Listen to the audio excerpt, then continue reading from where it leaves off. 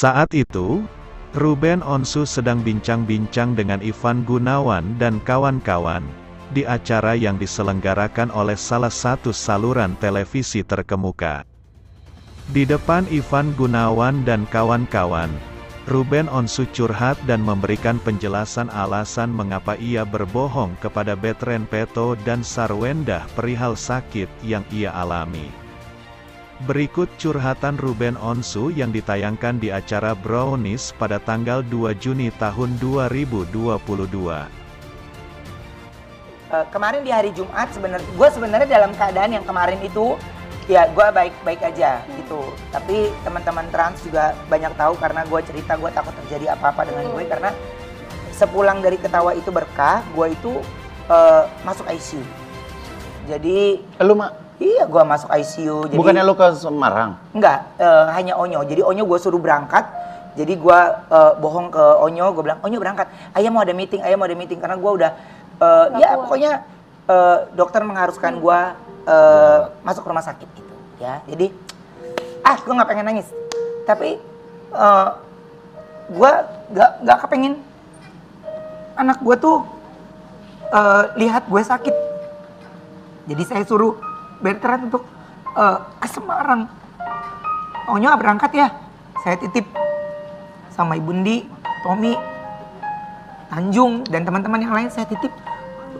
Selama saya didorong sama suster ke ruangan, jadi saya hanya mana Onyo karena saya masih belum kasih tahu. Terus istri saya juga, yang gimana? Iya bentar lagi pulang kok. Jadi istri saya juga lagi ke konser Rosa kan. Jadi iya bentar lagi pulang. Nggak tahu. Saya nggak kepingin istri saya tahu dulu karena Mami Rosa kan udah pernah datang ke Brownies, di mana saya janji mau datang ke konser dia. Kalau saya nggak datang pasti buat saya nggak menepati janji, dan minimal saya bisa diwakili oleh kedatangan istri saya ke sana gitu. Jadi saya datang istri saya ke sana, jadi saya hanya mau Pak Roy di sana ya. Terima kasih untuk semua dokter. Saya tiba-tiba dalam waktu 3 hari bisa kembali berdiri. Ini hari Minggu saya bisa kembali berdiri. Dan saya juga bilang ya, saya minta maaf sama Onyo, maaf ya ayah sakit tapi nggak bilang ke Onyo karena ayah tahu pasti Onyo kepikiran banget dan nggak memilih untuk membatalkan pergi. Sementara ada beberapa lokasi yang sudah janji untuk kita pasti datang dan saya nggak mau, saya orang yang paling nggak bisa nggak nepatin janji. Jadi kesana saya diwakili oleh istri saya, kesana saya diwakili oleh anak saya gitu. Jadi saya lagi berjuang. Ya saya masih menunggu darah yang datang. Saya tidak bisa apa yang saya cerita, apa yang lagi saya jalanin gitu. Tapi bersyukur darah datang malam hari itu juga ya Pak Roy.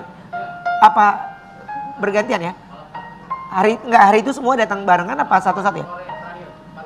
Ya. Emang ceritanya lo butuh darah, Mak. Jadi saya nggak bisa cerita apa yang lagi saya jalanin, tapi saya hari itu butuh darah yang saya bersyukur sekali Tuhan menyelamatkan saya karena darah yang saya harus butuhkan datang dengan tepat waktu.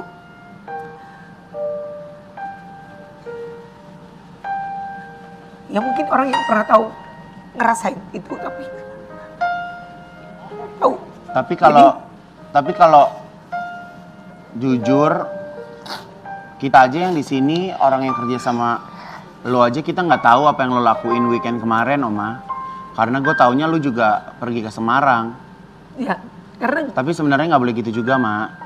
Tolong kabarin. Karena kan di ruangan ICU itu memang tidak boleh ada yang dikunjungi gitu. Bukan maksudnya ngunjungin sih, setidaknya lo kasih tahu, ya. Setidaknya kasih tahu karena ya gue sih nggak tahu ya Wendy, apakah Janet, apakah kru mereka perlu banget lo atau enggak gitu. Tapi gue perlu lo, Mak. Ya. Jadi maksud gue lo hidup itu bukan cuma nama Wenda sama Onyo doang, gitu loh, Mak. Jadi ya gue juga nggak perlu harus menjadi prioritas dalam hidup lo sih, enggak, Mak. Tapi gue nggak suka kalau kita dapat kabar itu di saat yang kita nggak bisa berbuat apa-apa buat lo juga gitu.